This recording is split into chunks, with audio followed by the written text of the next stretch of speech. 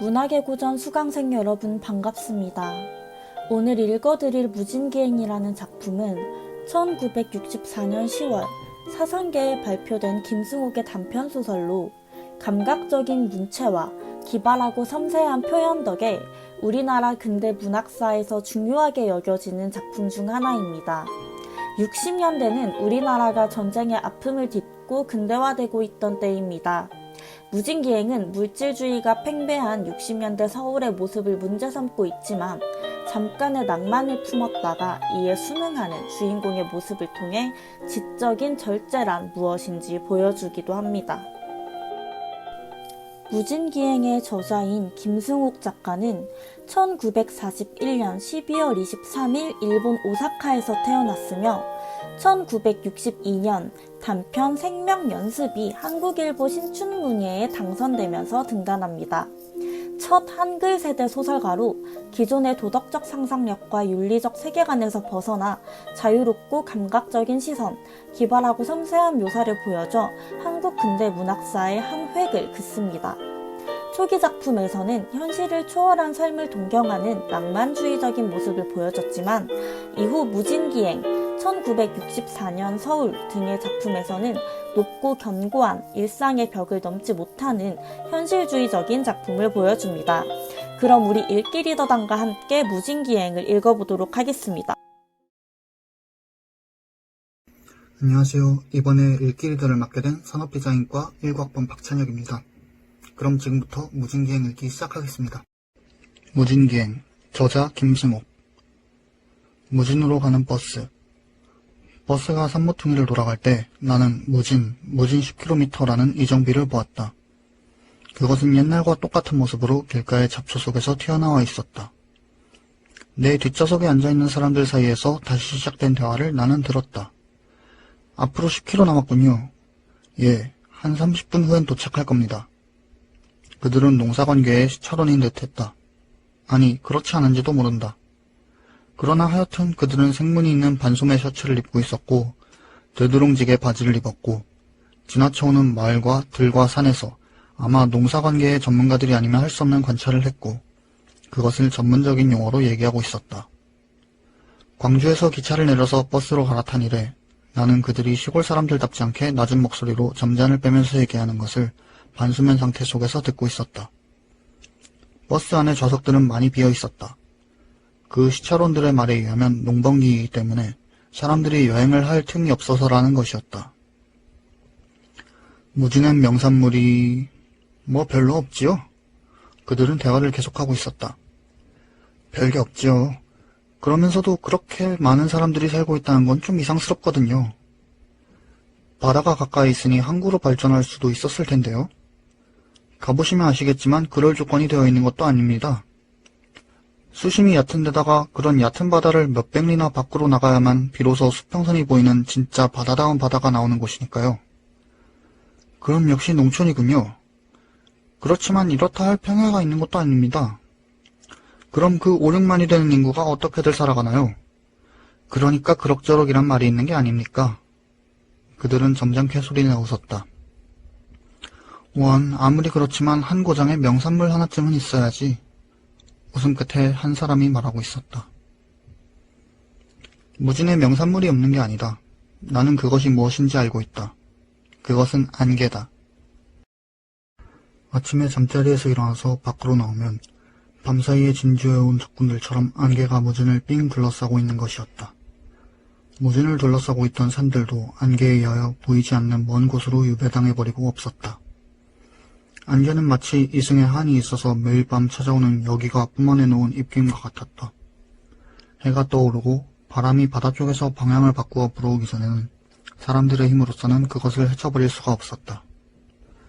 손으로 잡을 수 없으면서도 그것은 뚜렷이 존재했고 사람들을 둘러쌌고 먼 곳에 있는 것으로부터 사람들을 떼어놓았다. 안개, 무진의 안개, 무진의 아침에 사람들이 만나는 안개, 사람들로 하여금 해를, 바람을 간절히 부르게 하는 무진의 안개, 그것이 무진의 명산물이 아닐 수 있을까? 버스의 덜커덩거림이 좀 덜해졌다. 버스의 덜커덩거림이 더하고 덜하는 것을 나는 턱으로 느끼고 있었다. 나는 몸에서 힘을 빼고 있었으므로 버스가 자갈이 깔린 시골길을 달려오고 있는 동안 내 턱은 버스가 껑충거리는 데 따라서 함께 덜그럭거리고 있었다.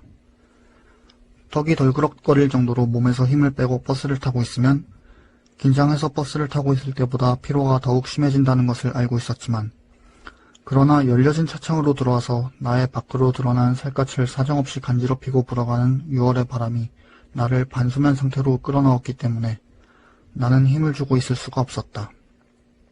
바람은 무수히 작은 입자로 되어 있고 그 입자들은 할 수 있는 한 욕심껏 수면제를 품고 있는 것처럼 내게는 생각되었다.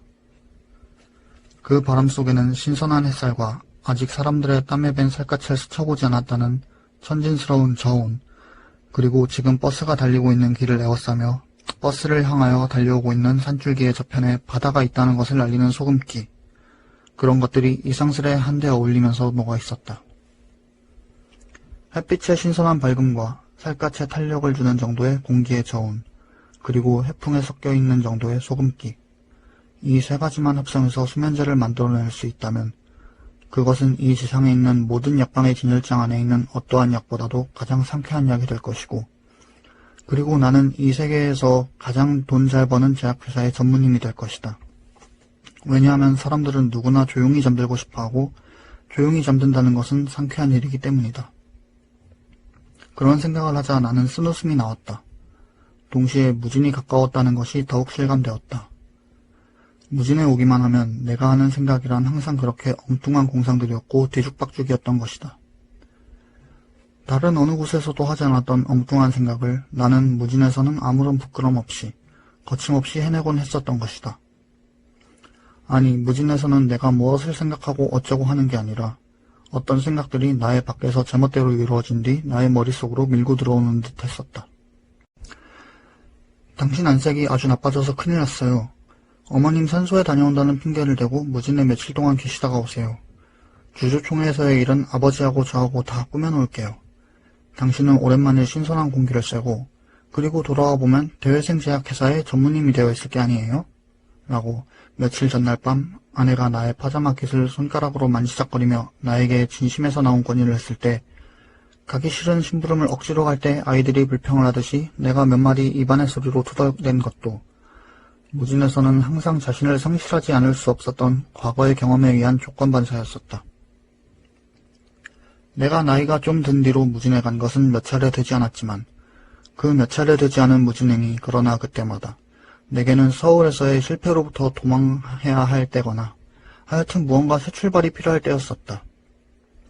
새 출발이 필요할 때 무진으로 간다는 그것은 우연이 결코 아니었고, 그렇다고 무진에 가면 내게 새로운 용기라든가 새로운 계획이 술술 나오기 때문도 아니었었다.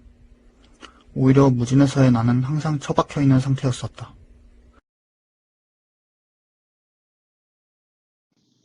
안녕하세요.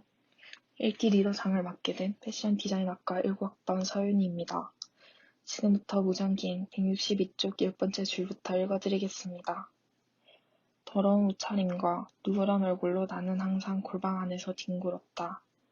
내가 깨어있을 때는 수없이 많은 시간의 대열이 멍하니 서 있는 나를 비웃으며 흘러가고 있었고, 내가 잠들어 있을 때는 긴긴 악몽들이 거꾸러져 있는 나에게 혹독한 채찍질을 하였었다. 나의 무진에 대한 연상의 대부분은 나를 돌봐주고 있는 노인들에 대하여 신경질을 부리던 것과 골방 안에서의 공상과 불면을 쫓아보려고 행하였던 웃음과 곧잘 편도선을 붓게 하던 독한 담배꽁초와 우편 배달부를 기다리던 초조함 따위거나 그것들에 관련된 어떤 행위들이었었다. 물론 그것들만 연상되었던 것은 아니다. 서울의 어느 거리에서고 나의 청각이 문득 외부로 향하면 무자비하게 쏟아져 들어오는 소음에 비틀거릴 때거나 밤늦게 신당동 집 앞에 포장된 골목을 자동차로 올라갈 때 나는 물이 가득한 강물이 흐르고 잔디로 덮인 방죽이 시우리 밖의 바닷가까지 뻗어나가 있고 작은 숲이 있고 다리가 많고 골목이 많고 흙담이 많고 높은 포플러가 에워싼 운동장을 가진 학교들이 있고 바닷가에서 주워온 까만 자갈이 깔린 뜰을 가진 사무소들이 있고 대로 만든 와상이 밤거리에 앉아 있는 시골을 생각했고 그것은 무진이었다. 문득 한적이 그리울 때도 나는 무진을 생각했었다. 그러나 그럴 때의 무진은 내가 관념 속에서 그리고 있는 어느 아늑한 장소일 뿐이지 거기엔 사람들이 살고 있지 않았다. 무진이라고 하면 그것의 연상은 아무래도 어둡던 나의 청년이었다. 그렇다고 무진애의 연상이 꼬리처럼 항상 나를 따라다녔다는 것은 아니다. 차라리 나의 어둡던 세월이 일단 지나가버린 지금은 나는 거의 항상 무진을 잊고 있었던 편이다. 어제 저녁 서울역에서 기차를 탈 때에도 물론 전속 나온 아내와 회사 직원 몇 사람에게 일러둘 말이 너무 많아서 거기에 정신이 쏠려 있던 탓도 있었겠지만 하여튼 나는 무진에 대한 그 어두운 기억들이 그다지 실감나게 되살아오지는 않았다. 그런데 오늘 이른 아침 광주에서 기차를 내려서 역 구내를 빠져나올 때 내가 본 한 미친 여자가 그 어두운 기억들을 획 잡아 끌어당겨서 내 앞에 던져주었다. 그 미친 여자는 나일론의 치마 저고리를 맵시 있게 입고 있었고 팔에는 시절에 맞추어 고른 듯한 핸드백도 걸치고 있었다. 얼굴도 예쁜 편이고 화장이 화려했다. 그 여자가 미친 사람이라는 것을 알 수 있는 것은 쉼 없이 굴리고 있는 눈동자와 그 여자를 에워싸고 서서 서나품을 그리워하며 그 여자를 놀려대고 있는 구두닦이 아이들 때문이었다. 공부를 많이 해서 돌아버렸대. 아냐, 남자한테서 채여서야. 저 여자 미국말도 참 잘한다. 물어볼까? 아이들은 그런 얘기를 높은 목소리로 하고 있었다. 좀 나이가 든 여드름쟁이 구두닦이 하나는 그 여자의 젖가슴을 손가락으로 찝쩍거렸고 그럴 때마다 그 여자는 여전히 무표정한 얼굴로 비명만 지르고 있었다. 그 여자의 비명이 옛날 내가 무진의 골방 속에서 쓴 일기의 한 구절을 문득 생각나게 한 것이었다. 그때는 어머니가 살아 계실 때였다. 6.25 사변으로 대학의 강의가 중단되었기 때문에 서울을 떠나는 마지막 기차를 놓친 나는 서울에서 무진까지의 천여리 길을 발가락이 몇 번이고 불어 터지도록 걸어서 내려왔고 어머니에 의해서 골방에 처박혀졌고 의용군의 징발도 그 후에 국군의 징병도 모두 기피해버리고 있었다. 내가 졸업한 무진 중학교의 상급반 학생들이 무명지에 붕대를 감고 이목이 죽어서 나라가 산다면 을 부르며 읍 광장에 서 있는 트럭들로 행진해 가서 그 트럭들에 올라타고 일선으로 떠날 때도 나는 골방 속에서 쭈그리고 앉아서 그들의 행진이 집 앞을 지나가는 소리를 듣고만 있었다. 전선이 북쪽으로 올라가고 대학이 강의를 시작했다는 소식이 들려왔을 때도 나는 무진의 골방 속에 숨어 있었다. 모두가 나의 홀 어머님 때문이었다. 모두가 전쟁터로 몰려갈 때 내 어머니에게 물려서 골방 속에 숨어서 숨을 하고 있었다. 이웃집 젊은이의 전사 통지가 오면 어머니는 내가 기뻐했고 이따금 일선의 친구에게서 군사우편이 오기라도 하면 나 몰래 그것을 찢었다. 내가 골방보다는 전선을 택하고 싶어해 가는 것을 알고 있었기 때문이다. 그 무렵에 쓴 나의 일기장들은 그 후에 태워버려서 지금은 없지만 모두가 스스로를 모멸하고 모욕을 웃으며 견디는 내용들이었다. 어머니, 혹시 제가 지금 미친다면 대강 다음과 같은 원인들 때문일 테니 그 점에 유의하셔서 저를 치료해 보십시오. 이러한 일기를 쓰던 때를 이른 아침 역 구내에서 본 미친 여자가 내 앞으로 끌어당겨 주었었던 것이다. 무진이 가까웠다는 것을 나는 그 미친 여자를 통하여 느꼈고 그리고 방금 지나친 먼지를 둘러쓰고 잡초 속에 튀어나와 있는 이정비를 실감했다. 이번에 자네가 전무가 되는 건 틀림없는 거고 그러니 자네 한 일주일 동안 시골에 내려가서 긴장을 풀고 푹 쉬었다가 오게. 전무님이 되면 책임이 더 무거워질 테니 말야. 아내와 장인 영감은 자신들은 알지 못하는 사이에 퍽 영리한 권유를 내게 한 셈이었다. 내가 긴장을 풀어버릴 수 있는, 아니 풀어버릴 수밖에 없는 곳을 무진으로 정해준 것은 대단히 용리한 것이었다. 버스는 무진 읍내로 들어서고 있었다. 기아 지붕들도 양철 지붕들도 초가 지붕들도 6월 하순의 강렬한 햇빛을 받고 모두 은빛으로 번쩍이고 있었다. 철공소에서 들리는 쓸망치 두드리는 소리가 잠깐 버스로 달려들었다가 물러났다.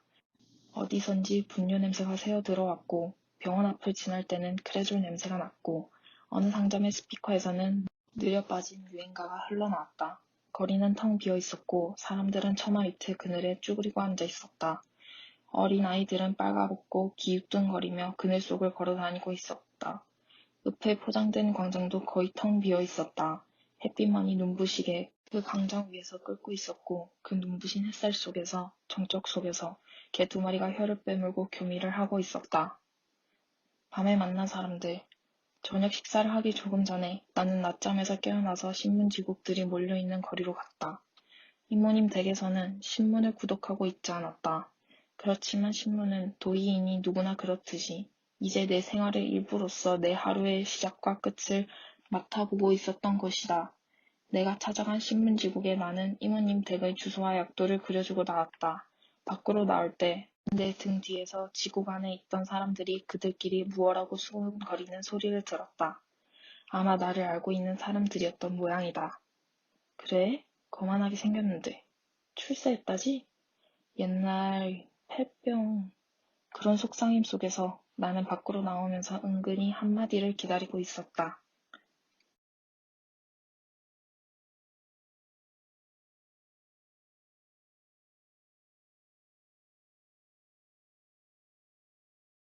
안녕하세요. 이번에 문학의 고전에서 읽기 리더를 맡게 된 바이오의학학 전공 18학번 박가은입니다. 지금부터 무진기행을 읽어보도록 하겠습니다. 그러나 결국 안녕히 가십시오는 나오지 않고 말았다. 그것이 서울과의 차이점이었다. 그들은 이제 점점 수군거림의 소용돌이 속으로 끌려 들어가고 있으리라. 자기 자신조차 잊어버리면서. 나중에 그 소용돌이 밖으로 내던져졌을 때 자기들이 느낄 공허함도 모른다는 듯이 수근거리고 또 수근거리고 있으리라. 바다가 있는 쪽에서 바람이 불어오고 있었다. 몇 시간 전에 버스에서 내릴 때보다 거리는 많이 번잡해졌다. 학생들이 학교에서 돌아오고 있었다.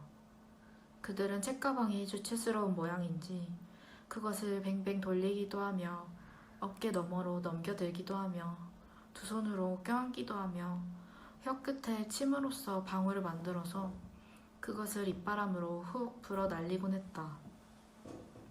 학교 선생들과 사무소의 직원들도 달그락거리는 빈 도시락을 들고 축 늘어져서 지나가고 있었다. 그러자 나는 이 모든 것이 장난처럼 생각되었다. 학교에 다닌다는 것, 학생들을 가르친다는 것, 사무소에 출근했다가 퇴근한다는 이 모든 것이 실없는 장난이라는 생각이 든 것이다. 사람들이 거기에 매달려서 낑낑댄다는 것이 우습게 생각되었다. 이모 댁으로 돌아와서 저녁을 먹고 있을 때 나는 방문을 받았다. 박이라고 하는 무진중학교의 내 몇 해 후배였다. 한때 독서광이었던 나를 그 후배는 무척 존경하는 눈치였다. 그는 학생 시대의 이른바 문학소년이었던 것이다. 미국 작가인 피츠제럴드를 좋아한다고 하는 그 후배는 그러나 피츠제럴드의 팬답지 않게 아주 얌전하고 매사에 엄숙했고 그리고 가난하였다.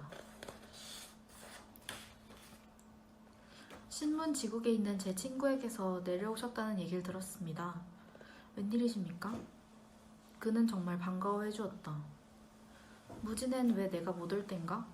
그렇게 대답하며 나는 내 말투가 마음에 거슬렸다. 너무 오랫동안 오시지 않았으니까 그러는 거죠. 제가 군대에서 막 제대했을 때 오시고 이번이 처음이시니까 벌써 한 4년 되는군. 4년 전 나는 내가 격리의 일을 보고 있던 제약회사가 좀 더 큰 다른 회사와 합병되는 바람에 일자리를 잃고 무진으로 내려왔던 것이다. 아니 단지 일자리를 잃었다는 이유만으로 서울을 떠났던 것은 아니다. 동거하고 있던 희만 그대로 내 곁에 있어 주었던들 시리에 무진행은 없었으리라. 결혼하셨다더군요. 박이 물었다. 자넨? 전 아직. 참 좋은 데로 장가 드셨다고들 하더군요. 그래? 자넨 왜 여태 결혼하지 않고 있나? 자네 금년에 어떻게 되지? 29입니다. 29이라. 9수가 원래 사납다고 하대만 금년엔 어떻게 해보지 그래? 글쎄요. 박은 소년처럼 머리를 긁었다. 4년 전이니까 그 해에 내 나이가 29이었고 희가 내 곁에서 달아나 버릴 무렵에 지금 아내의 전남편이 죽었던 것이다. 무슨 나쁜 일이 있었던 건 아니겠죠? 옛날에 내 무진행의 내용을 다소 알고 있는 박은 그렇게 물었다. 응, 아마 승진이 될 모양인데 며칠 휴가를 얻었지. 잘 되셨군요. 해방 후에 무진중학 출신 중에선 형님이 제일 출세하셨다고들 하고 있어요. 내가? 나는 웃었다. 예, 형님하고 형님 동기 중에서 조형하고요. 조라니 나하고 친하게 지냈던 애 말인가? 예, 그 형이 재작년엔가 고등고시 패스해서 지금 여기 세무서장으로 있거든요. 아, 그래? 모르셨어요? 서로 소식이 별로 없었지. 그 애가 옛날엔 여기 세무서에서 직원으로 있었지 아마? 예. 그거 잘 됐군. 오늘 저녁엔 그 친구에게나 가볼까? 친구 조는 키가 작았고 살결이 검은 편이었다. 그래서 키가 크고 살결이 창백한 나에게 열등감을 느낀다는 얘기를 내게 곧잘 했었다. 옛날에 손금이 나쁘다고 판단받은 소년이 있었다. 그 소년은 자기의 손톱으로 손바닥에 좋은 손금을 파가며 열심히 일했다. 드디어 그 소년은 성공해서 잘 살았다. 조는 이런 얘기에 가장 감격하는 친구였다. 참, 자넨 요즘 뭘 하고 있나? 내가 박에게 물었다. 박은 얼굴을 붉히고 잠시 동안 머뭇거리다가 모교에서 교편을 잡고 있다고 그것이 무슨 잘못이라도 되는 것처럼 우물거리며 대답했다. 좋지 않아? 책 읽을 여유가 있으니까 얼마나 좋은가? 난 잡지 한 권 읽을 여유가 없네. 무얼 가르치고 있나? 후배는 내 말에 용기를 얻었는지 아까보다는 조금 밝은 목소리로 대답했다. 국어를 가르치고 있습니다. 잘했어. 학교 측에서 보면 자네 같은 선생을 구하기도 힘들 거야. 그렇지도 않아요. 사범대학 출신들 때문에 교원 자격 고시 합격증 가지고 견디기가 힘들어요. 그게 또 그런가? 박은 아무 말 없이 씁쓸한 미소만 지어 보였다. 저녁 식사 후 우리는 술 한 잔씩을 마시고 나서 세무서장이 된 조의 집을 향하여 갔다. 거리는 어두컴컴했다. 다리를 건널 때 나는 냇가의 나무들이 어슴푸레하게 물속에 비쳐있는 것을 보았다. 옛날 언젠가 역시 다리를 밤중에 건너면서 나는 저 시커멓게 웅크리고 있는 나무들을 저주했었다. 금방 소리를 지르며 달려들 듯한 모습으로 나무들은 서 있었던 것이다. 세상에 나무가 없다면 얼마나 좋을까 하고 생각하기도 했었다. 모든 게 여전하군. 내가 말했다. 그럴까요? 후배가 웅얼거리듯이 말했다. 조의 응접실에는 손님들이 4사람 있었다. 나의 손을 아프도록 쥐고 흔들고 있는 조의 얼굴이 옛날보다 윤택해지고 살결도 많이 하얘진 것을 나는 보고 있었다. 어서 자리로 앉아라. 이거 원 누추해서 빨리 마누라를 얻어야겠는데. 그러나 방은 결코 누추하지 않았다. 아니, 아직 결혼 안 했나? 내가 물었다. 법률책 좀 붙들고 앉아 있었더니 그렇게 돼버렸어. 어서 앉아. 나는 먼저 온 손님들에게 소개되었다. 3사람은 남자로서 세무서 직원들이었고 한 사람은 여자로서 나와 함께 온 박과 무언가 얘기를 주고받고 있었다. 밀담들은 그만하시고 하 선생 인사해요. 내 중학 동창인 윤희중이라는 친구입니다.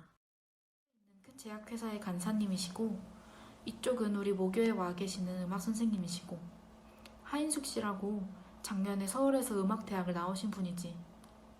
아, 그러세요? 같은 학교에 계시는군요. 나는 박과 그 여선생을 번갈아 가리키며 여선생에게 말했다. 여선생은 방긋 웃으며 대답했고 내 후배는 고개를 숙여버렸다. 고향이 무진이신가요? 아니에요. 발령이 이곳으로 났기 때문에 저 혼자 와 있는 거예요. 그 여자는 개성 있는 얼굴을 가지고 있었다. 윤곽은 갸름했고 눈이 컸고 얼굴색은 노리끼리했다. 전체로 보아서 병약한 느낌을 주고 있었지만 그러나 좀 높은 콧날과 두터운 입술이 병약하다는 인상을 버리도록 요구하고 있었다. 그리고 카랑카랑한 목소리가 코와 입이 주는 인상을 더욱 강하게 하고 있었다. 전공이 무엇이었던가요? 성악 공부 좀 했어요. 그렇지만 하 선생님은 피아노도 아주 잘 치십니다. 박이 곁에서 조심스러운 목소리로 끼어들었다. 조도 거들었다. 노래를 아주 잘하시지. 소프라노가 굉장하시거든. 아, 소프라노를 맡으시는가요? 내가 물었다. 네, 졸업 연주회 땐 나비 부인 중에서 어떤 개인 나를 불렀어요. 그 여자는 졸업 연주회를 그리워하고 있는 듯한 음성으로 말했다.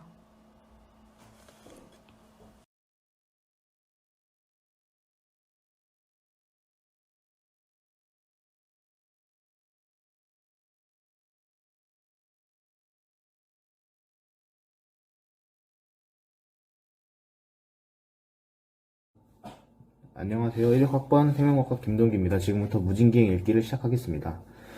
거기서 우리는 헤어져야 했다. 그 여자는 냇물을 따라서 뻗어난 길로 가야 했고 나는 곧장 난 길로 가야 했다. 아, 글로 가세요? 그럼 내가 말했다. 조금만 바래다 주세요. 이 길은 너무 조용해서 무서워요. 여자가 조금 떨리는 목소리로 말했다. 나는 다시 여자와 나란히 서서 걸었다. 나는 갑자기 이 여자와 친해진 것 같았다. 다리가 끝나는 바로 거기에서부터 그 여자가 정말 무서워서 떠는 듯한 목소리로 내게 바래다 주기를 청했던 바로 그때부터 나는 그 여자가 내 생애 속에 끼어든 것을 느꼈다. 내 모든 친구들처럼 이제는 모른다고 할 수 없는, 때로는 내가 그들을 훼손하기도 했지만 그러나 더욱 많이 그들이 나를 훼손시켰던 내 모든 친구들처럼 처음 배웠을 때 뭐랄까요, 서울 냄새가 난다고 할까요? 퍽 오래전부터 알던 사람처럼 느껴졌어요. 참 이상하죠? 갑자기 여자가 말했다. 유행가. 내가 말했다. 네? 아니, 유행가는 왜 멀리 하십니까? 성악 공부한 사람들은 될 수 있는 대로 유행가를 멀리 하지 않았던가요? 그 사람들은 항상 유행가만 부르라고 하거든요. 대답하고 나서 여자는 부끄러운 듯이 나지막히 소리내어 웃었다. 유행가를 부르지 않으려면 거기에 가지 않는 게 좋다고 얘기하면 내정 간섭이 될까요? 정말 앞으로는 가지 않을 작정이에요. 정말 보잘것없는 사람들이에요. 그럼 왜 여태까진 거기에 놀러 다녔습니까? 심심해서요. 여자는 힘없이 말했다. 심심하다. 그래, 그게 가장 정확한 표현이다. 아까 박구는 사선생님께서 유행가를 부르고 계시는 게 보기에 딱하다고 하면서 나가버렸지요. 나는 어둠 속에서 여자의 얼굴을 살폈다. 박 선생님은 정말 꽁생원이에요. 여자는 유쾌한 듯이 높은 소리로 웃었다. 선량한 사람이죠. 내가 말했다. 네, 너무 선량해요. 박군이 하선생님을 사랑하고 있다고 생각해 본 적은 없었던가요?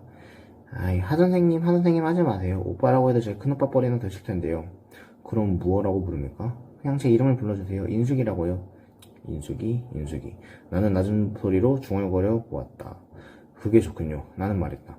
인숙이 왜 내 질문을 피하지요? 무슨 질문을 하셨던가요? 여자는 웃으면서 말했다. 우리는 논곁을 지나가고 있었다. 언젠가 여름밤, 멀고 가까운 논에서 들려오는 개구리들의 울음소리를, 마치 수많은 비단 조개 껍데기를 한꺼번에 맞부빌 때 나는 듯한 소리를 듣고 있을 때 나는 그 개구리 울음소리들이 나의 감각 속에서 반짝이고 있는 수없이 많은 별들로 바꾸어져 있는 것을 느끼곤 했었다. 청각의 이미지가 시각의 이미지로 바뀌어지는 이상한 현상이 나의 감각 속에서 일어나곤 했었던 것이다. 개구리 울음소리가 반짝이는 별들이라고 느낀 나의 감각은 왜 그렇게 뒤죽박죽이었을까? 그렇지만 밤하늘에서 쏟아질 듯이 반짝이고 있는 별들을 보고 개구리의 울음소리가 귀에 들려오는 듯했던 것은 아니다.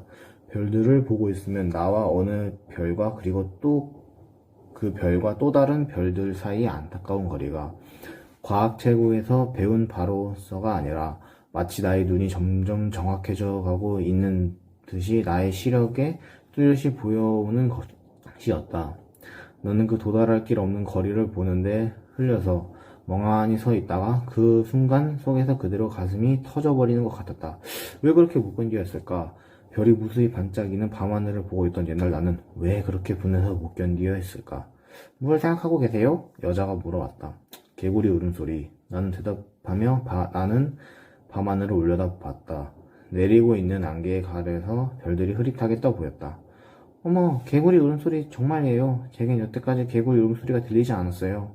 무진의 개구리는 밤 12시 이후에만 우는 줄 알고 있었는데요. 12시 이후에요? 네, 밤 12시가 넘으면 제가 방을 얻어 있는 주인댁 라디오 소리도 꺼지고 들리는 거라고 개구리 울음소리 뿐이거든요. 밤 12시가 넘도록 잠을 자지 않고 뭘 하시죠? 그냥 가끔 그렇게 잠이 오지 않아요. 그냥 그렇게 잠이 오지 않는다. 아마 그건 사실이리라. 사모님 예쁘게 생기셨어요? 여자가 갑자기 물었다. 제 아내 말씀이신가요? 네, 예쁘죠. 나는 웃으면서 대답했다. 행복하시죠? 돈이 많고 예쁜 부인이 있고 귀여운 아이들이 있고 그러면 아이들은 아직 없으니까 조금 덜 행복하겠군요. 어머, 결혼을 언제 하셨는데 아직 아이들이 없어요? 이제 3년 좀 넘었습니다. 특별한 정보도 없이 여행 다니면서 왜 혼자 다니세요? 이 여자는 왜 이런 질문을 할까? 나는 조용히 웃어버렸다. 여자는 아까보다 좀 더 명랑한 목소리로 말했다. 앞으로 오빠라고 부를 테니까 절 서울로 데려다 주시겠어요? 서울에 가고 싶으신가요? 네. 문이 싫으신가요? 미칠 것 같아요. 금방 미칠 것 같아요. 서울엔 제 대학 동창들도 많고, 에이, 서울에 가고 싶어 죽겠어요. 여자는 잠깐 내 팔을 잡았다가 얼른 놓았다. 나는 갑자기 흥분되었다. 나는 이마를 찡그렸다. 찡그리고 또 찡그렸다. 그러자 흥분이 가졌다. 그렇지만 이젠 어딜 가도 대학 시절과는 다를걸요. 인숙이는 여자니까 아마 가정으로나 숨어버리기 전에는 어느 곳에 가든지 미칠 것 같을걸요? 그런 생각도 해봤어요. 그렇지만 지금 같아서는 가정을 갖는다고 해도 미칠 것 같은 생각이 들어요. 정말 마음에 드는 남자가 아니면요. 정말 마음에 드는 남자가 있다고 해도 여기서는 살기가 싫어요. 전 그 남자에게서 여기서 도망치자고 조를 거예요. 그렇지만 내 책임으로, 내 경험으로는 서울에서의 생활이 반드시 좋지도 않더군요. 책임뿐입니다. 그렇지만 여긴 책임도 무책임도 없는 곳인걸요. 하여튼 서울에 가고 싶어요. 저를 데려다 주시겠어요? 생각해봅시다. 꼭이에요? 네? 나는 그저 웃기만 했다. 우리는 그 여자의 집 앞에까지 왔다. 선생님, 내일은 무얼 하실 계획이세요? 여자가 물었다. 글쎄요, 아침엔 어머님 산소를 다녀와야 하겠고, 그러고 나면 할 일이 없군요. 바닷가에나 가볼까 하는데요. 거긴 내가 방을 얻었던 집이 있으니까 인사도 할 겸. 선생님, 내일 거긴 오후에 가세요. 왜요? 저도 같이 가고 싶어요. 내일은 토요일이니까 오전 수업뿐이에요. 그럽시다. 우리는 내일 만날 시간과 장소를 약속하고 헤어졌다. 나는 이상한 우울에 빠져서 터벅터벅 감길을 걸어 이모댁으로 돌아왔다. 안녕하세요. 골프 지도 전공 17학번 김현주입니다. 앞으로 읽기 리더를 하게 되었는데 제가 말을 좀 버벅거릴 수도 있지만 잘 부탁드립니다. 거기서 우리는 헤어져야 했다. 그 여자는 냇물을 따라서 뻗어나간 길로 가야 했고 나는 곧장 난 길로 가야 했다. 아, 글로 가세요? 그럼 내가 말했다. 조금만 바래다 주세요. 이 길은 너무 조용해서 무서워요. 여자가 조금 떨리는 목소리로 말했다. 나는 다시 여자와 나란히 서서 걸었다. 나는 갑자기 이 여자와 친해진 것 같았다. 다리가 끝나는 바로 거기에서부터 그 여자가 정말 무서워서 떠는 듯한 목소리로 내게 바래다 주기를 청했던 바로 그때부터 나는 그 여자가 내 생 속에 끼어든 것을 느꼈다. 내 모든 친구들처럼 이제는 모른다고 할 수 없는, 때로는 내가 그들을 훼손하기도 했지만 그러나 더욱 많이 그들이 나를 훼손시켰던 내 모든 친구들처럼 처음 배웠을 때 뭐랄까요? 서울 냄새가 난다고 할까요? 헉, 오래전부터 알던 사람처럼 느껴졌어요. 참 이상하죠? 갑자기 여자가 말했다. 유행가. 내가 말했다. 네? 아니, 유행가는 왜 부르십니까? 서각 공부한 사람들은 될 수 있는 대로 유행가를 멀리하지 않았던가요? 그 사람들은 항상 유행가만 부르라고 하거든요. 대답하고 나서 여자는 부끄러운 듯이 나지막하게 소리내어 웃었다. 유행가를 부르지 않으려면 거기에 가지 않는 게 좋다고 얘기하면 내정 간섭이 될까요? 정말 앞으로는 가지 않을 작정이에요. 정말 보잘것없는 사람들이에요. 그럼 왜 여태까진 거기에 놀러 다녔습니까? 심심해서요. 여자는 힘없이 말했다. 심심하다. 그래, 그게 가장 정확한 표현이다. 아까 박구는 하 선생님께서 유행가를 부르고 계시는 게 보기에 딱하다고 하면서 나가버렸지요. 나는 어둠 속에서 여자의 얼굴을 살폈다. 박 선생님은 정말 꽁생원이에요. 여자는 유쾌한 듯이 높은 소리로 웃었다. 선량한 사람이죠. 내가 말했다. 네, 너무 선량해요. 박군이 하 선생님을 사랑하고 있다고 생각해 본 적은 없었던가요? 아이, 하 선생님 하지 마세요. 오빠라고 해도 제 큰오빠뻘이나 되실 텐데요. 그럼 무엇라고 부릅니까? 그냥 제 이름을 불러주세요. 인숙이라고요. 인숙이?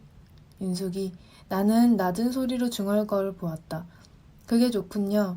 나는 말했다. 인숙인 왜 내 질문을 피하지요?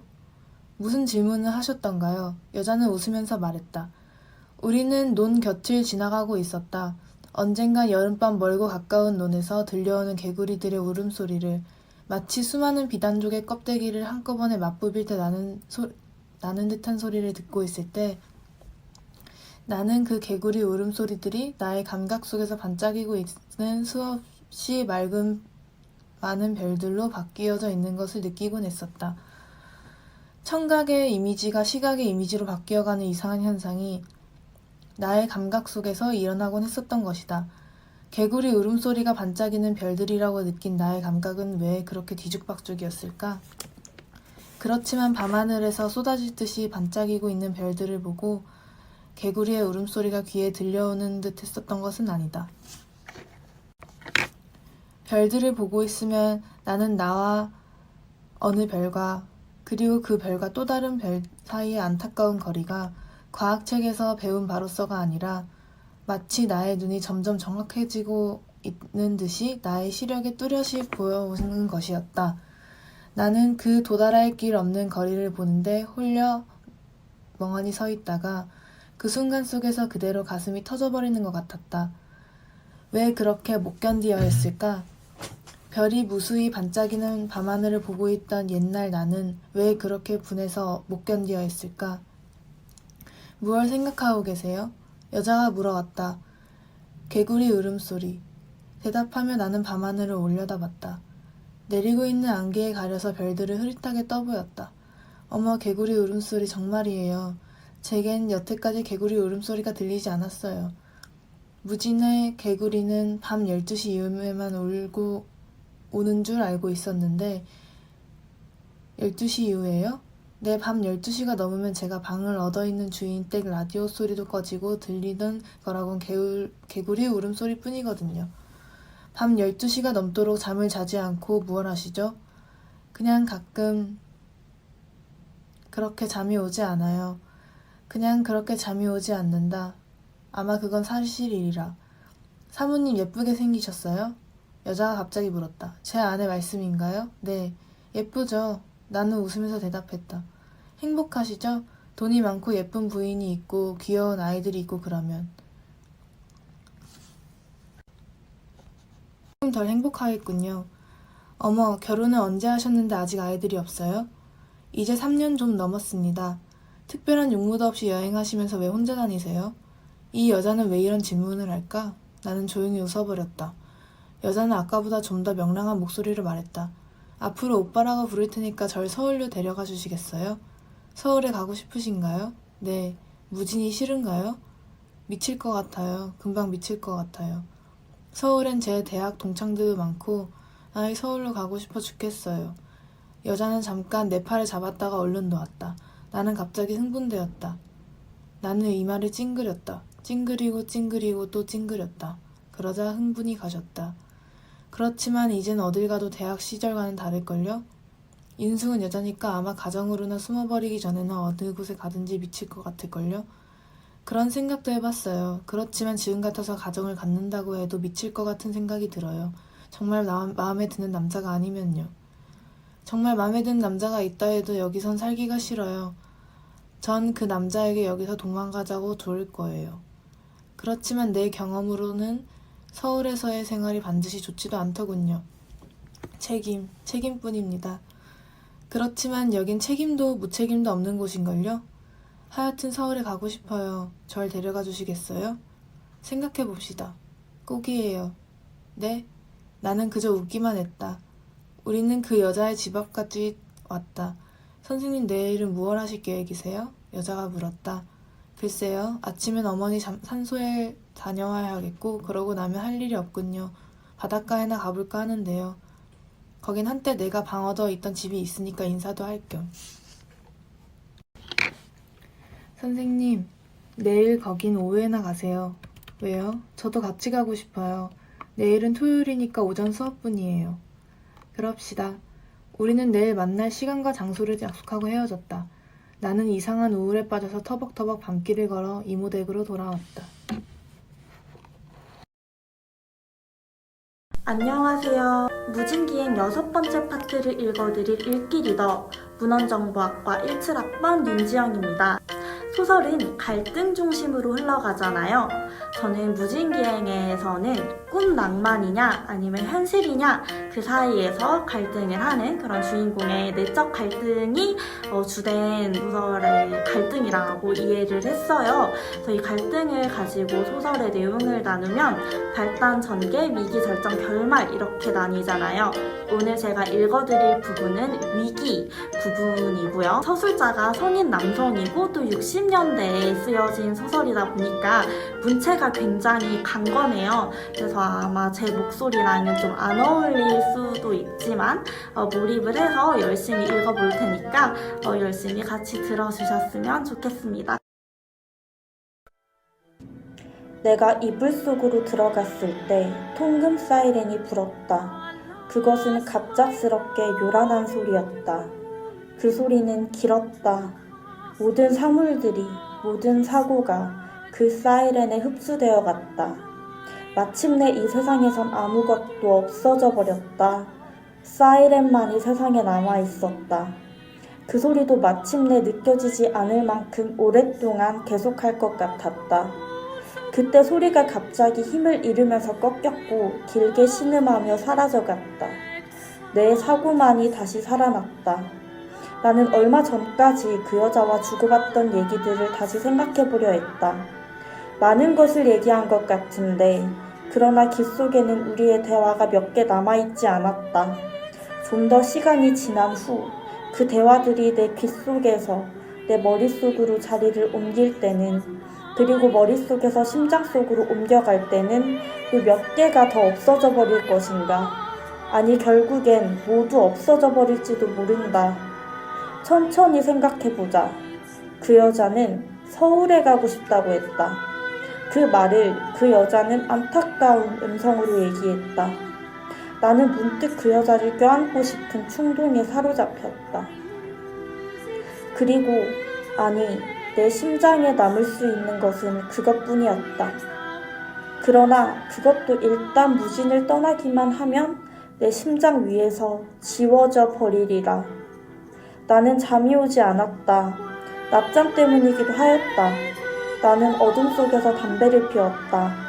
나는 우울한 유령들처럼 나를 내려다보고 있는 벽에 걸린 하얀 옷들을 흘겨보고 있었다. 나는 담뱃재를 머리맡에 적당한 곳에 털었다. 내일 아침 걸레로 닦아내면 될 어느 곳에. 12시 이후에 우는 개구리 울음소리가 희미하게 들려오고 있었다. 어디선가 한시를 알리는 시계 소리가 나직이 들려왔다. 어디선가 2시를 알리는 시계 소리가 들려왔다. 어디선가 3시를 알리는 시계 소리가 들려왔다. 어디선가 4시를 알리는 시계 소리가 들려왔다. 잠시 후에 통금해제의 사이렌이 불었다. 시계와 사이렌 중 어느 것 하나가 정확하지 못했다. 사이렌은 갑작스럽고 요란한 소리였다. 그 소리는 길었다. 모든 사물이, 모든 사고가 그 사이렌에 흡수되어 갔다. 마침내 이 세상에선 아무것도 없어져 버렸다. 사이렌만이 세상에 남아 있었다. 그 소리도 마침내 느껴지지 않을 만큼 오랫동안 계속할 것 같았다. 그때 소리가 갑자기 힘을 잃으면서 꺾였고 길게 신음하며 사라져버렸다. 어디선가 부부들은 교합하리라. 아니다. 부부가 아니라 창부와 그 여자의 손님이리라. 나는 왜 그런 엉뚱한 생각을 하고 있는지 알 수 없었다. 잠시 후에 나는 슬며시 잠이 들었다. 그날 아침엔 이슬비가 내리고 있었다. 식전에 나는 우산을 받쳐들고 읍 근처의 산에 있는 어머니의 산소로 갔다.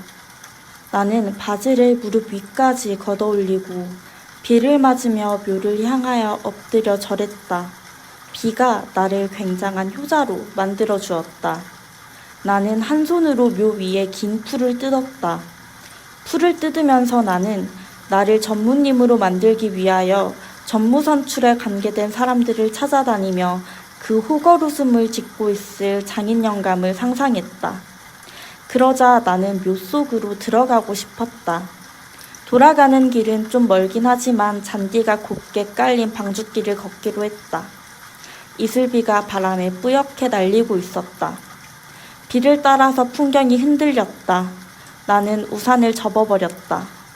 방주길을 걸어가다가 나는 방죽의 경사 및 물가의 풀밭에 읍에서 먼 촌으로부터 등교하기 위하여 온 학생들이 모여서 웅성거리고 있는 것을 보았다.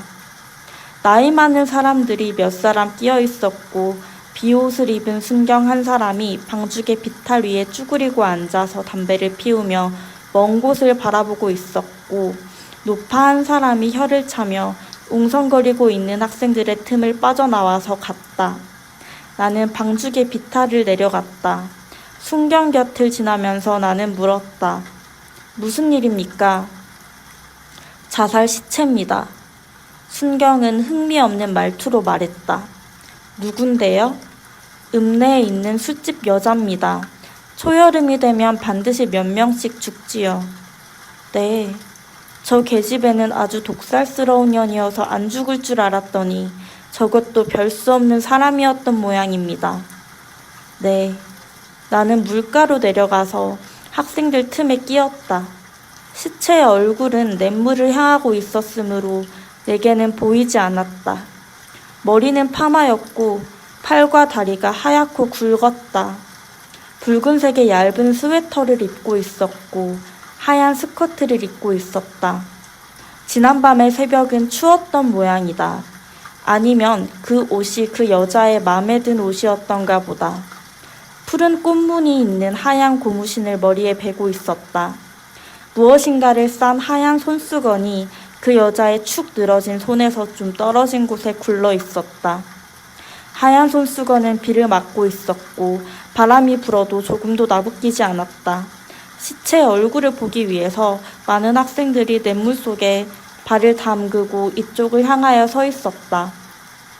그들은 푸른색 유니폼이 물에 거꾸로 비쳐 있었다. 푸른색의 깃발들이 시체를 옹이하고 있었다. 나는 그 여자를 향하여 이상스레 정욕이 끓어오름을 느꼈다. 나는 급히 자리를 떠났다. 무슨 약을 먹었는지 모르겠지만 지금이라도 어쩌면 순경에게 내가 말했다. 저런 여자들이 먹는 건 청산가리입니다. 수면제 몇 알 먹고 떠들썩한 연극하는 건 안 하지요.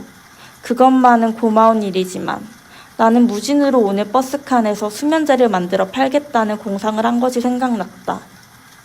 햇볕의 신선한 밝음과 살갗에 탄력을 주는 정도의 공기의 저온, 그리고 해풍이 섞여 있는 정도의 소금기, 이 세 가지를 합성하여 수면제를 만들 수 있다면, 그러나 사실 그 수면제는 이미 만들어져 있던 게 아닐까. 나는 문득 내가 간밤에 잠을 이루지 못하고 뒤척거리고 있었던 게 이 여자의 임종을 지켜주기 위해서가 아니었을까 하는 생각이 들었다. 통금해제의 사이렌이 불고 이 여자는 약을 먹고 그제야 나는 슬며시 잠이 들었던 것만 같다.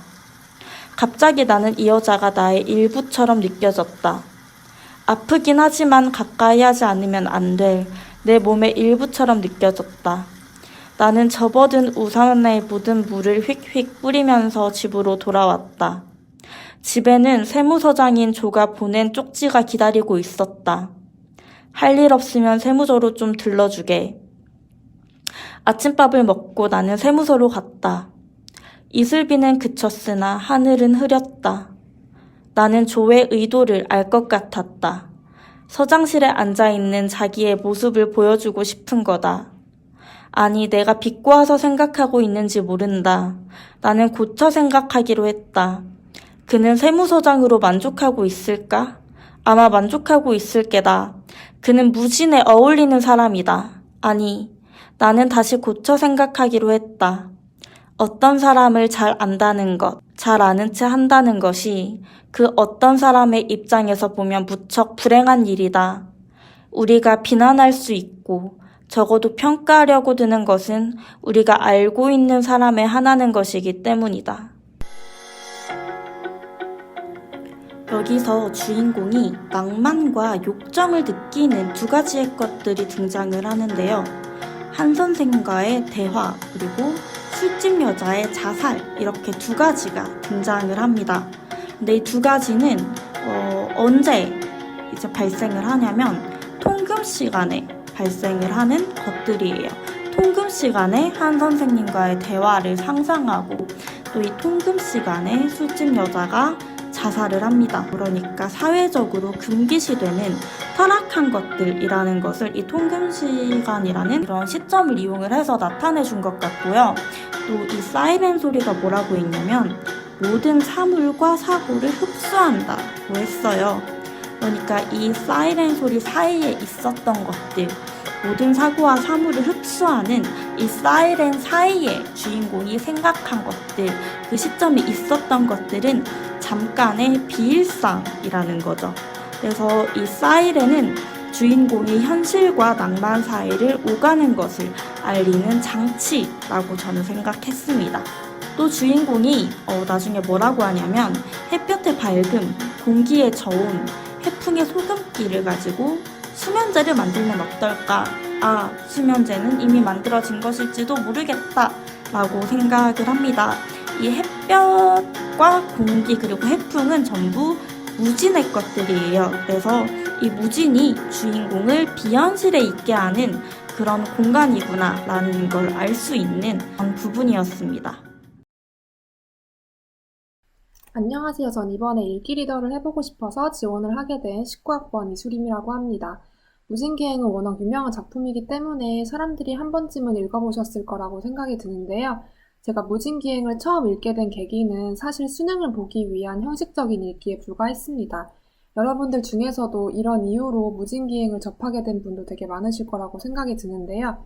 이번 문학의 고전 시간을 통한 주도적인 읽기를 통해서 수능에서 배운 형식적인 작품 해석 능력이 아니라 주도적인 작품 해석 능력이 키워졌으면 좋겠고요. 다른 친구들은 이 작품의 어느 부분이 인상 깊었고 기억에 남았는지 소통하는 과정에서 문학적 소양을 기를 수 있다고 생각이 듭니다. 그럼 무진기행을 읽어보도록 하겠습니다. 조는 러닝셔츠 바람으로 바지는 무릎 위까지 걷어붙이고 부채를 붙이고 있었다. 나는 그가 초라해 보였고 그러나 그가 휜 커버를 씌운 회전 의자 위에 앉아있는 것을 자랑스러워하는 듯한 몸짓을 해 보일 때는 그가 가엾게 생각되었다. 바쁘지 않나? 내가 물었다. 나야 뭐 하는 일이 있어야지. 높은 자리라는 건 책임진다는 말만 중얼거리고 있으면 되는 모양이지. 그러나 그는 결코 한가하지 않았다. 여러 사람들이 들어들면서 서류의 조회 도장을 받아갔고 더 많은 서류들이 그의 미결함에 쌓여졌다. 월말에다가 토요일이 되어서 좀 바쁘다. 그는 말했다. 그러나 그의 얼굴은 그 바쁜 것을 자랑스럽게 여기고 있었다. 바쁘다. 자랑스러워할 틈도 없이 바쁘다. 그것은 서울에서의 나였다. 그만큼 여기는 생활한다는 것에 서투를 수 있다고나 할까? 바쁘다는 것도 서투르게 바빴다.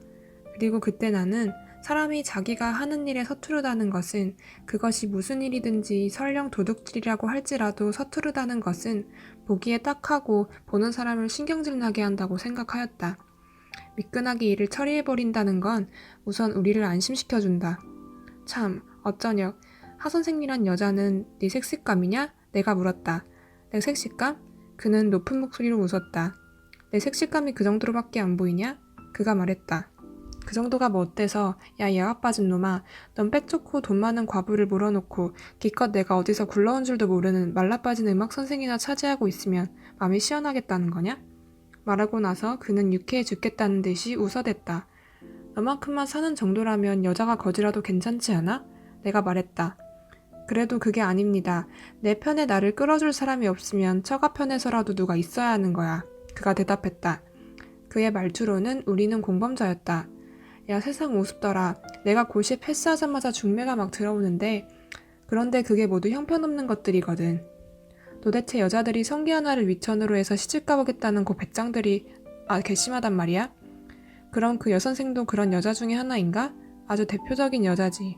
어떻게나 쫓아다니는지 귀찮아 죽겠다. 퍽 똑똑한 여자일 것 같던데. 똑똑하게 하지. 그렇지만 뒷조사를 해보았더니 집안이 너무 허술해. 그 여자가 여기서 죽는다고 해도 고향에서 그 여자를 데리러 올 사람 하나 변변하게 없거든. 나는 그 여자를 어서 만나보고 싶었다. 나는 그 여자가 지금 어디서 죽어가고 있는 것처럼 생각되었다. 어서 가서 만나보고 싶었다.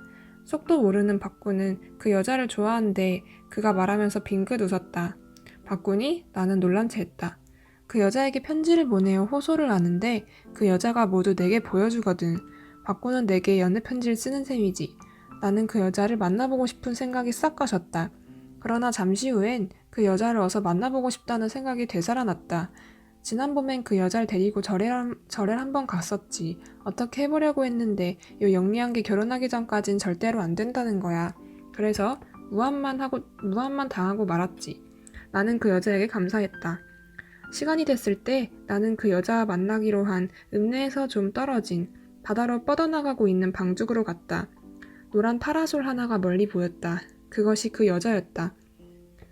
우리는 구름이 낀 하늘 밑을 나란히 걸어갔다. 저 오늘 박 선생님께 선생님에 관하여 여러 가지 물어봤어요. 그래요? 무얼 제일 중요하게 물어봤을 것 같아요? 나는 전혀 짐작할 수가 없었다. 그 여자는 잠시 동안 키득키득 웃었다. 그리고 말했다. 선생님의 혈액형을 물어봤어요. 내 혈액형을요? 전 혈액형에 대해서 이상한 믿음을 가지고 있어요. 사람들이 꼭 자기의 혈액형이 나타내주는 그 생물책에 쓰여있지 않아요? 꼭 그 성격대로이기만 했으면 좋겠어요. 그럼 세상엔 손가락으로 꼽을 정도의 성격밖에 없을 게 아니에요? 그게 어디 믿음입니까? 희망이지. 전 제가 바라는 것을 그대로 믿어버리는 성격이에요. 그건 무슨 혈액형입니까? 바보라는 이름의 혈액형이에요. 우리는 후텁지근한 고기 속에서 괴롭게 웃었다. 나는 그 여자의 프로필을 훔쳐보았다. 그 여자는 이제 웃음을 그치고 입을 꾹 다물고 그 커다란 눈으로 앞을 똑바로 응시하고 있었고 코끝에 땀이 맺혀 있었다. 그 여자는 어린아이처럼 나를 따라오고 있었다.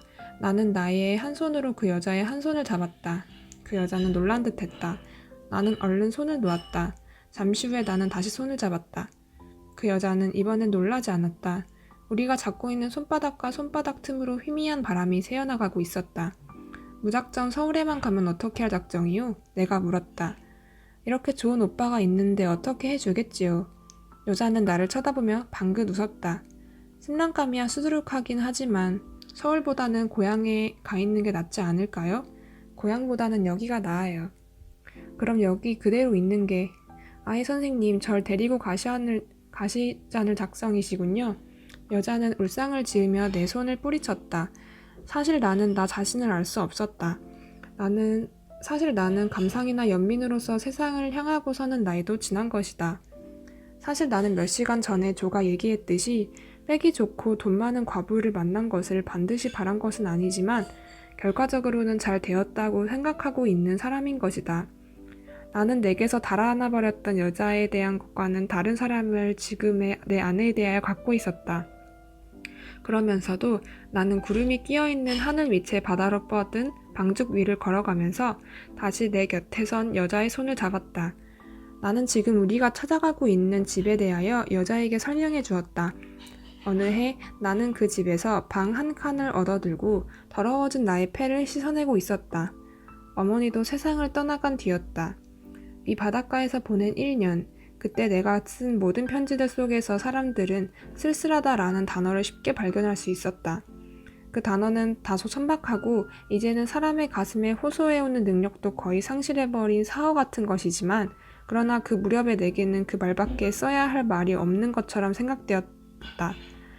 아침에 백사장을 거니는 산보에서 느끼는 시간의 지루함과 낮잠에서 깨어나서 식은땀이 줄줄 흐르는 이마를 손바닥으로 닦으며 느끼는 허전함과 깊은 밤에 악몽으로부터 깨어나서 쿵쿵 소리를 내며 급하게 뛰고 있는 심장을 한 손으로 누르며 밤바다의 그 애처로운 울음소리에 귀를 기울이고 있을 때의 안타까움, 그런 것들이 굴 껍데기처럼 다닥다닥 붙어서 떨어질 줄 모르는 나의 생활을 나는 쓸쓸하다라는 지금 생각하면 헛개비 같은 단어 하나로 대신시켰던 것이다.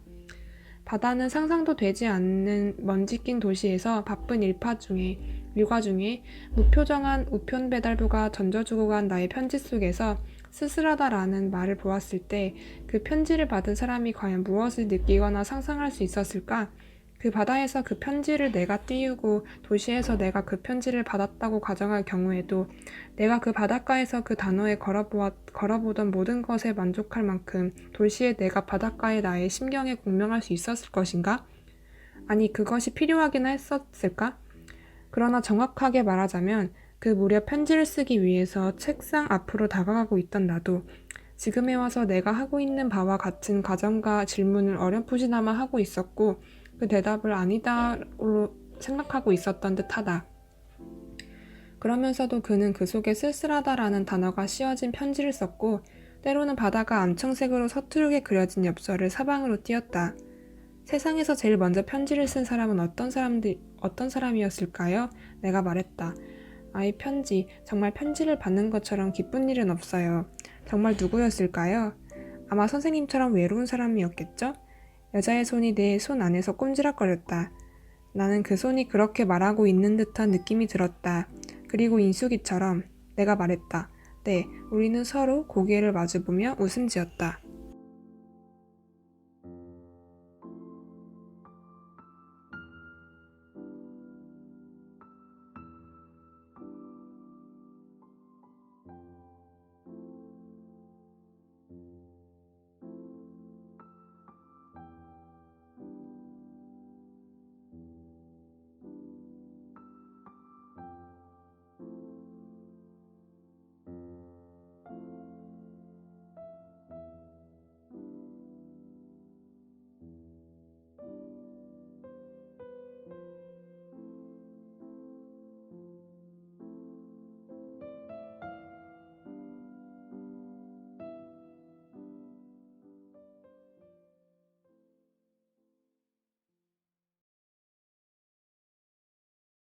안녕하세요. 저는 경영학 전공 박수진입니다. 지금부터 무진기행 189쪽 마지막 줄부터 194쪽까지 읽겠습니다.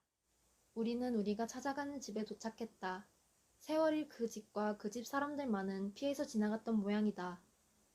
주인들은 나를 옛날의 나로 대해주었고 그러자 나는 옛날의 내가 되었다. 나는 가지고 온 선물을 내려놓았고 그 집 주인 부부는 내가 들어있던 방을 우리에게 제공해 주었다. 나는 그 방에서 여자의 조바심을 마치 칼을 들고 달려드는 사람으로부터 누군지가 자기의 손에 칼을 빼앗아 주지 않으면 상대편을 찌르고 말 듯한 절망을 느끼는 사람으로부터 칼을 빼앗듯이 그 여자의 조바심을 빼앗아 주었다. 그 여자는 처녀는 아니었다. 우리는 다시 방문을 열고 물결이 다소 거센 바다를 내려다보며 오랫동안 말없이 누워 있었다. 서울에 가고 싶어요. 단지 그것뿐이에요. 한참 후에 여자가 말했다. 나는 손가락으로 여자의 볼 위에 의미 없는 도화를 그리고 있었다. 세상에 착한 사람이 있을까? 나는 방으로 불어오는 해풍 때문에 불이 꺼져버린 담배에 다시 불을 붙이며 말했다. 절 나무라시는 거죠? 착하게 보아주려는 마음이 없으면 아무도 착하지 않을 거예요. 나는 우리가 불교도라고 생각했다. 선생님은 착한 분이세요? 민숙이가 믿어주는 한. 나는 다시 한번 우리가 불교도라고 생각했다. 여자는 누운 채 내게 조금 더 다가왔다. 바닷가로 나가요. 네? 노래 불러드릴게요. 여자가 말했다. 그러나 우리는 일어나지 않았다. 바닷가로 나가요. 네? 방은 너무 더워요. 우리는 일어나서 밖으로 나왔다.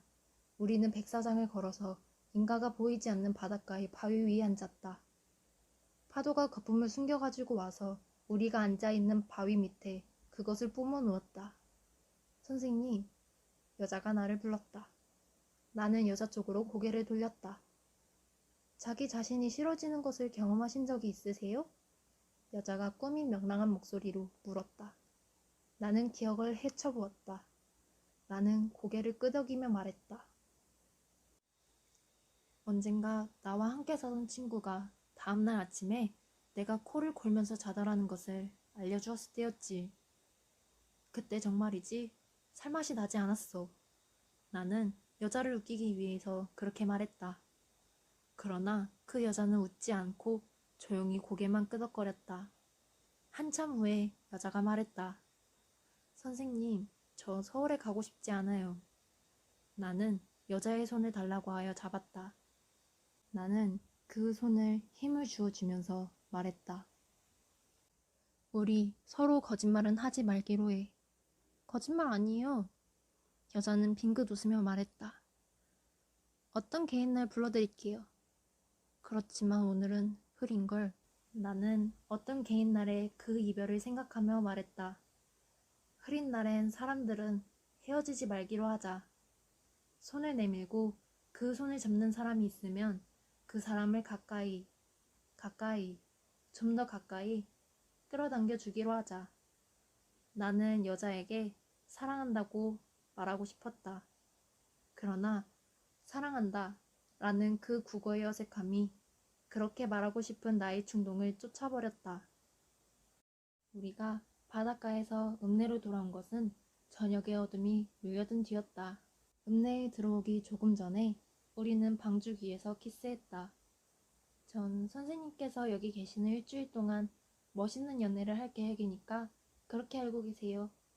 헤어지면서 여자는 말했다. 그렇지만 내 힘이 더 세니까 별 수 없이 내게 끌려서 서울까지 가게 될걸? 내가 말했다. 집으로 돌아와서 나는 후배인 박이 낮에 다녀간 것을 알았다. 그는 내가 무진에 계시는 동안 심심하시지 않을까 하여 읽으시라고 책 3권을 두고 갔다.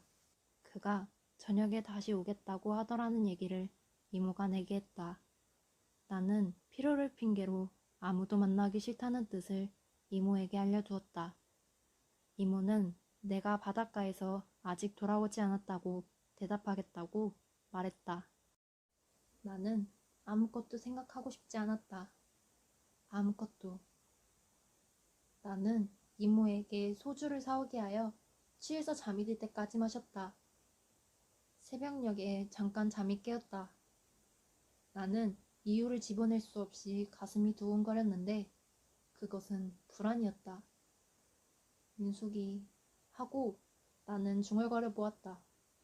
그리고 곧 다시 잠이 들어버렸다. 당신은 무진을 떠나고 있습니다. 나는 이모가 나를 흔들어 깨워서 눈을 떴다. 늦은 아침이었다. 이모는 전보 한 통을 내게 건네주었다. 엎드려 누운 채 나는 전보를 펴보았다. 27일 회의 참석 필요, 급 상경바람, 0. 27일은 모레였고 0은 아내였다. 나는 아프도록 쑤시는 이마를 베개에 대었다. 나는 숨을 거칠게 쉬고 있었다. 나는 내 호흡을 진정시키려고 했다. 아내의 전보가 무진에 와서 내가 한 모든 행동과 사고를 내게 점점 명료하게 드러내 보여주었다. 모든 것이 선입관 때문이었다. 모든 것이 흔히 여행자에게 주어지는 그 자유 때문이라고 아내의 전보는 말하고 있었다. 나는 아니라고 고개를 저었다. 모든 것이 세월에 의하여 내 마음속에서 잊혀질 수 있다고 전보는 말하고 있었다. 그러나 상처가 남는다고 나는 고개를 저었다. 오랫동안 우리는 다투었다. 그래서 전보와 타협안을 만들었다. 한 번만, 마지막으로 한 번만 이 무진을, 안개를, 외롭게 미쳐가는 것을, 유행가를, 술집 여자의 자살을, 배반을, 무책임을 긍정하기로 하자. 마지막으로 한 번만이다. 꼭 한 번만. 그리고 나는 내게 주어진 한정된 책임 속에서만 살기로 약속한다. 전보여, 새끼손가락을 내밀어라. 나는 거기에 내 새끼손가락을 걸어서 약속한다. 우리는 약속했다. 그러나 나는 돌아서서 전보의 눈을 피하여 편지를 썼다. 갑자기 떠나게 되었습니다. 찾아가서 말로 써. 오늘 제가 먼저 가는 것을 알리고 싶었습니다만 대화란 항상 의외의 방향으로 나가버리기를 좋아하기 때문에 이렇게 글로 써 알리는 것입니다. 간단히 쓰겠습니다. 사랑하고 있습니다. 왜냐하면 당신은 저 자신이기 때문에 적어도 제가 어렴풋이나마 사랑하고 있는 옛날의 저의 모습이기 때문입니다. 저는 옛날의 저를 오늘의 저로 끌어다 놓기 위하여 갖은 노력을 다하였듯이 당신을 햇볕 속으로 끌어놓기 위하여 있는 힘을 다할 작정입니다. 저를 믿어주십시오. 그리고 서울에서 준비가 되는 대로 소식 드리면 당신은 무진을 떠나서 제게 와주십시오. 우리는 아마 행복할 수 있을 것입니다. 쓰고 나서 나는 그 편지를 읽어보았다. 또 한 번 읽어보았다. 그리고 찢어버렸다. 덜컹거리며 달리는 버스 속에 앉아서 나는 어디쯤에선가 길가에 세워진 하얀 팻말을 보았다. 거기에는 선명한 검은 글씨로 당신은 무진읍을 떠나고 있습니다. 안녕히 가십시오. 라고 쓰여 있었다. 나는 심한 부끄러움을 느꼈다. 결국 주인공은 한 선생과 안개와 죽은 술집 여자의 시체가 있는 무진이 아니라 제약회사의 딸이자 과부였던 아내와 제약회사 전무자리가 있는 서울로 떠납니다. 한 선생에게 쓴 편지를 찢어버리는 장면을 통해 잠깐의 비일상은 비일상인 채 두고 떠나는 모습을 보여주죠.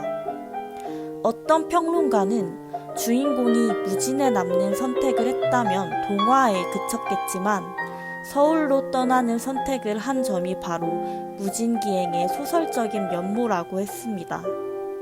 언젠가 여러분 앞에도 꿈과 현실이라는 선택지가 놓였거나 놓여 있거나 놓일 것입니다. 여러분은 어떤 선택을 하실 건가요? 한번 생각해 보면 좋을 것 같습니다.